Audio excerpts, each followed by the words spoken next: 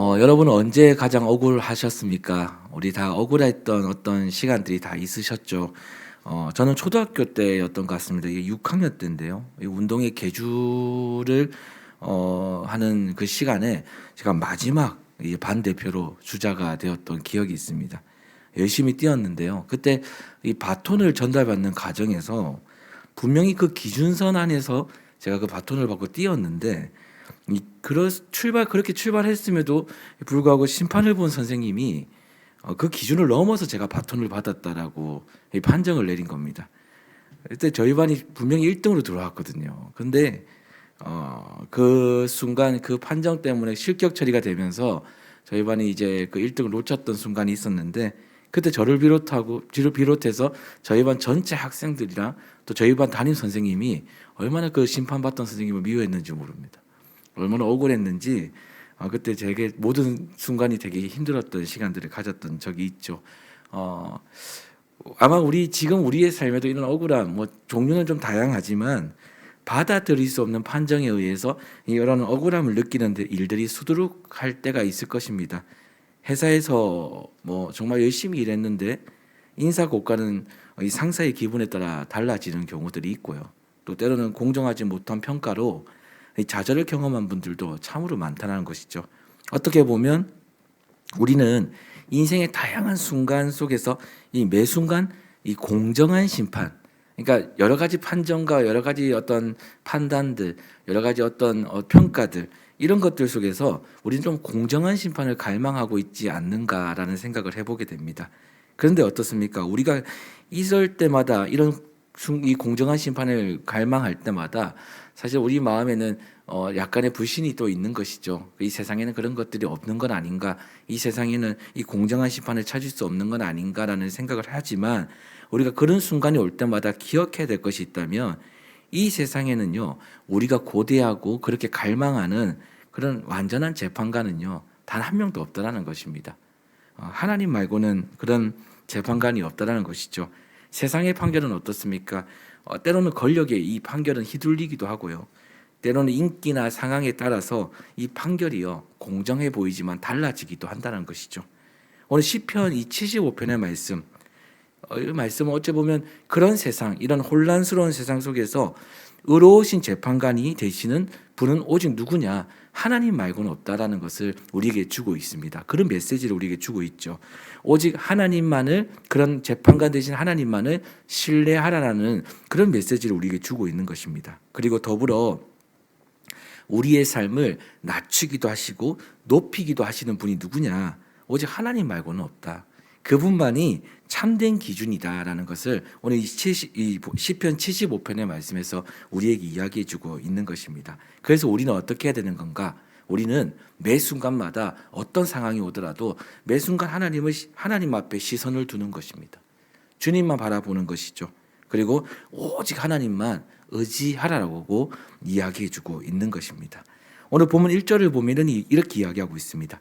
하나님이여, 우리가 주께 감사하고 감사함은 주의 이름이 가까움이라 사람들이 주의 기이한 일을 전파하나이다.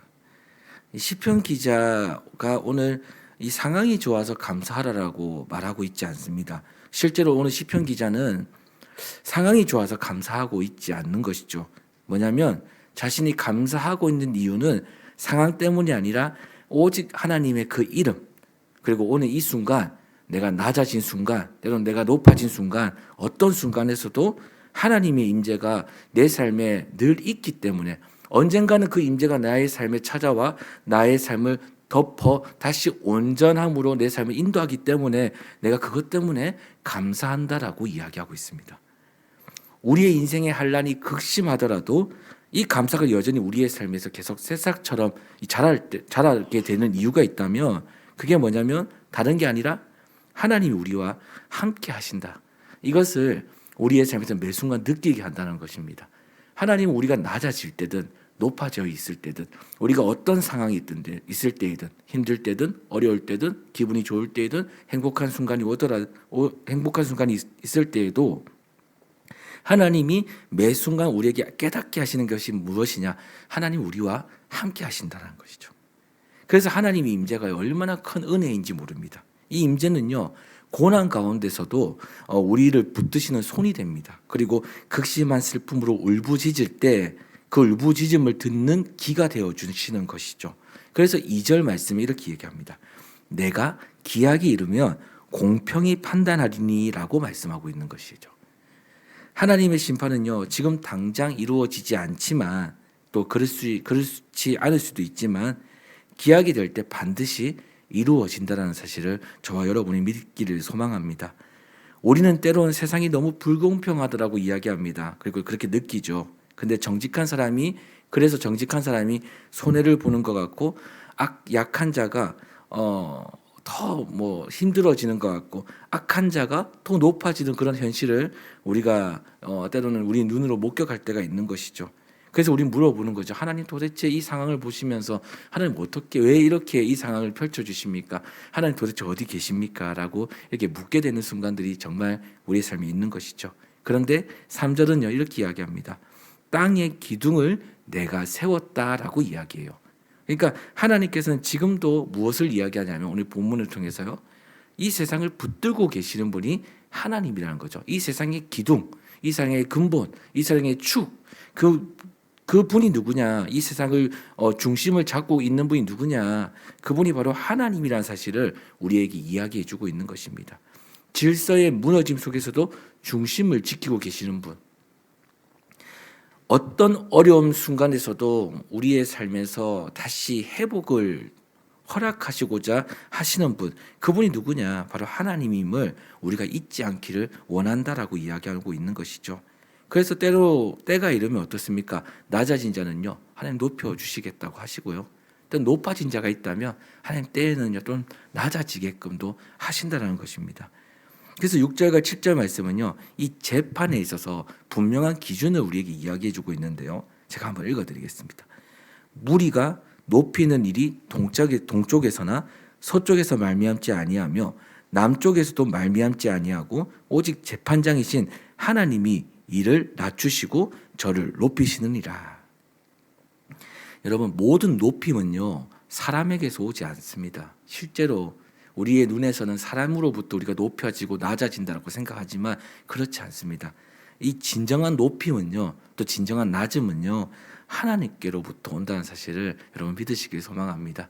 우리가 세워지고 우리가 낮아지고 우리가 어떤 순간에 처해 있는 이 모든 환경은요 사실 사람으로부터 오는 것이 아니라 하나님으로부터 온다는 것이죠. 그래서 우리가 기억해야 될 것은 이 세상의 모든 것은 연줄이나 능력이나 외모나 배경에 따라 모든 것들을 평가하지만 그런데 하나님은 무엇을 보고 평가하시냐? 우리의 마음을 보시고 평가하신다는 것이죠.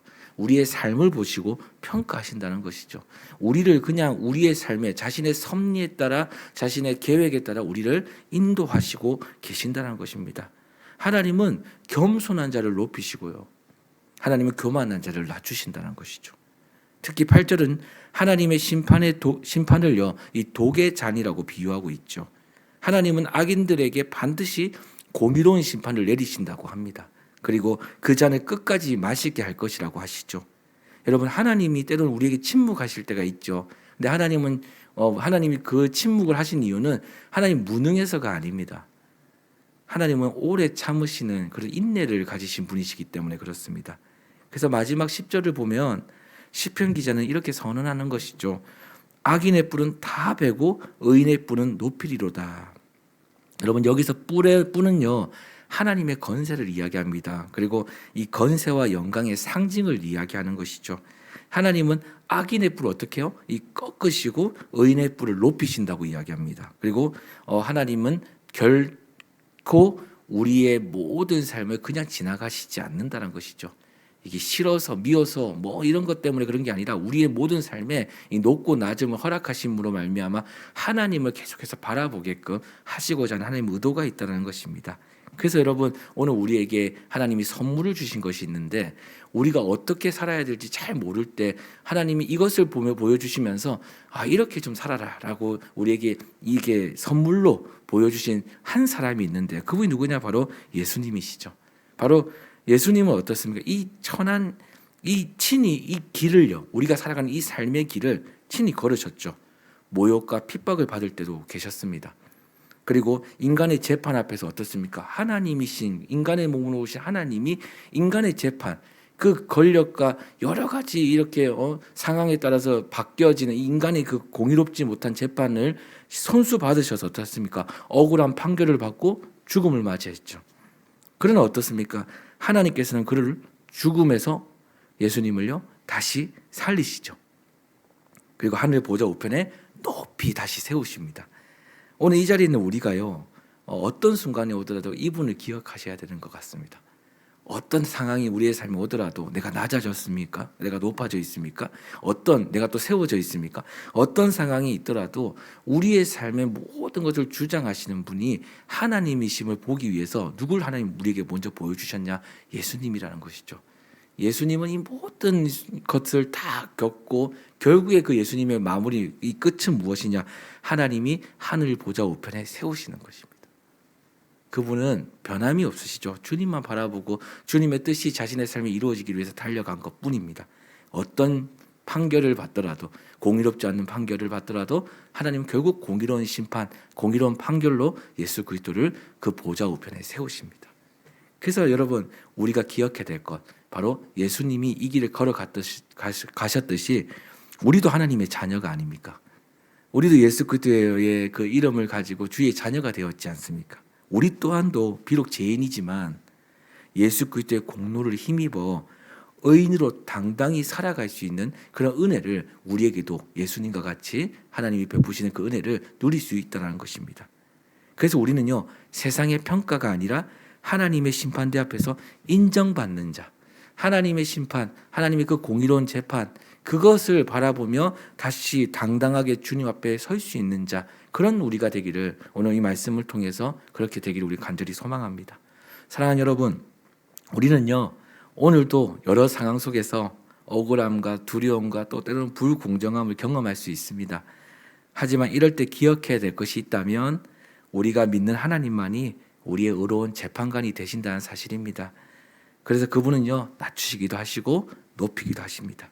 지금 이해되지 않아도요 하나님은 자신의 때에 모든 것을 공의롭게 심판하실 것입니다. 그리고 그것을 나타내 주실 것입니다. 그러므로 우리는요 어떤 순간에서도 좌절하지 말고요 때로는 교만하지도 말고요 끝까지 겸손하게 하나님을 의지하며 살아가야 한다는 것입니다.